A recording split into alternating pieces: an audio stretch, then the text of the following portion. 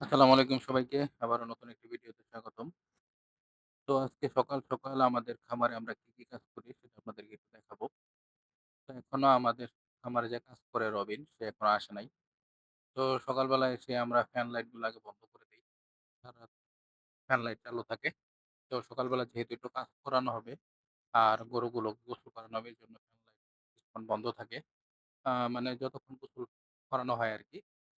আর দেখতেই পাচ্ছেন এটা আসলে খামারের চিত্র। আমরা যারা YouTube এ বিভিন্ন ধরনের ভিডিও দেখে থাকি তারা সবসময় পরিষ্কার পরিচ্ছন্ন ভিডিও দেই বা দেখি। আসলে আমাদের সকালবেলা খামারের চিত্রই থাকে। আর যেহেতু আমার খামারে এখন ফ্রিজিয়ান গরু আছে, ফ্রিজিয়ান গরুগুলো আমরা সবাই জানি একটু নোংরা বেশি করে। তো এই হচ্ছে আমার খাবারের পাত্র। সবগুলোতে অল্প, অল্প করে খাবার আছে। আলহামদুলিল্লাহ মাশাআল্লাহ গরুগুলো খাবার সবগুলো খেয়ে ফেলছে।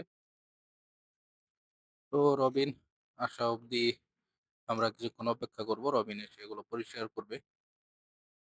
গাই গরুটা একটু দূরেই বাঁধা যেহেতু ষাঁড় গরুর সাথে গাই গরু রাখা যায় না। আর এটা হচ্ছে আমার ছাগলের ঘর। আমার গরুর খামার করার আগে থেকে আমার ছাগল ছিল। সেখানে আমি ছাগলগুলো রাখতাম।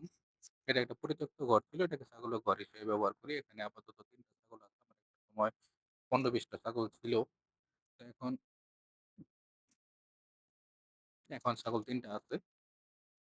তো রবিন এসে পড়ছে। রবিন তার কাজ করতেছে।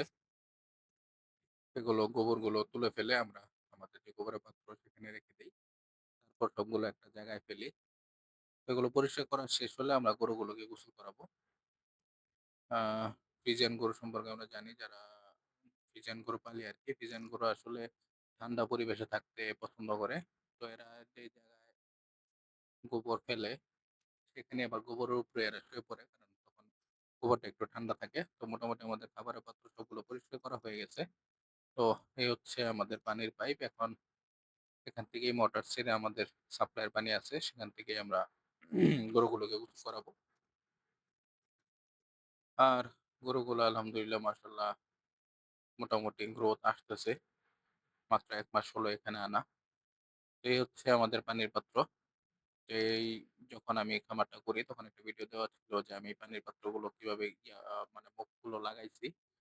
তো এটা আসলে দেখতেই পাচ্ছেন বোতলের মুখা দিয়ে লাগানো। এটার একটা সুবিধা আছে খরচ কম এবং ঝামেলাও কম। আপনার মুখা সমস্যা হয়ে গেলে আপনারা এটা লাগাতে পারবেন। তো আমাদের গরুগুলোর গোসল করানো শেষ। তো দেখতেই পাচ্ছেন গরুগুলো এখন খুব চমৎকার দেখা যাচ্ছে। তো এই চিত্র আসলে সবসময় থাকে না। তো গরুগুলোকে খড় দিয়ে দেওয়া হইছে। আমরা যেহেতু মেশিনে খড় বা খের কাটি, তো সেগুলোই দিয়ে দেওয়া হইছে। তো এখানে আমরা লালির পানি দিব। আগে আমরা ইউরিয়া মোলাসেস খাওয়াতাম। বর্তমানে মোলাসেসের দাম অনেক বেশি। তো আমরা আসলে অল্প পরিমাণ মোলাসেস, ইউরিয়া এবং পানি মিশিয়ে আমরা খড়ের উপর ছিটিয়ে দেই। যেটা আগে আমরা পর্যাপ্ত পরিমাণে দিতাম আরকি। কিন্তু এখন আসলে ওভাবে পোষায় না। কারণ মোলাসেস আমাদের এখানে প্রায় ৫২ থেকে ৫৫ টাকা কেজি। মোলাসেস সম্পর্কে অনেকে জানেন কিনা এটা হচ্ছে আপনার লালি বলে অনেক জায়গায় বা গুড় বের করার পরে যে অংশটা ফেলে দেয় সেটা গরুর খাদ্য হিসেবে ব্যবহৃত হয়। এটা গরুর শরীর ঠান্ডা রাখে আরকি। আর ইউরিয়া মোলাসেস তো জানি আমরা গরুর যারা খড় দিয়ে পালন করি যাদের ঘাসের ব্যবস্থা নাই তারা ইউরিয়া মোলাসেস ব্যবহার করে থাকি। তো এই মোটামুটি ছিটিয়ে দেওয়া হচ্ছে। এভাবে আমরা সবগুলো গরুকে ছিটিয়ে দেই। এখানে আমরা খুবই অল্প পরিমাণ ইউরিয়া এবং অল্প পরিমাণ মোলাসেস ব্যবহার করি। আর দানাদারগুলো রেডি করা হচ্ছে। আমরা গরুগুলোকে একটা নির্দিষ্ট পরিমাণ দানাদার এখন কম পরিমাণে দিচ্ছি। কারণ এখন আমরা পর্যাপ্ত পরিমাণ ফ্যাটেনিং এ যাচ্ছি না। কারণ আমরা জানি বর্তমান গরুর বাজার কম। গরুর বাজার উঠতে আরো ২-২.৫ মাস ৩ মাস লাগতে পারে। আমরা সেটার অপেক্ষায় আছি। তো এখন আপাতত আমরা অল্প পরিমাণ খাবার দিব। তো আমরা গরুকে একদম দানাদার একদম শুকনো অবস্থায় দেই। পানির সাথে খাওয়াই না। পানি আমাদের আলাদা ২৪ ঘন্টা দেওয়া থাকে। তো দেখতেই পাচ্ছেন গরু কি চমৎকারভাবে খাচ্ছে।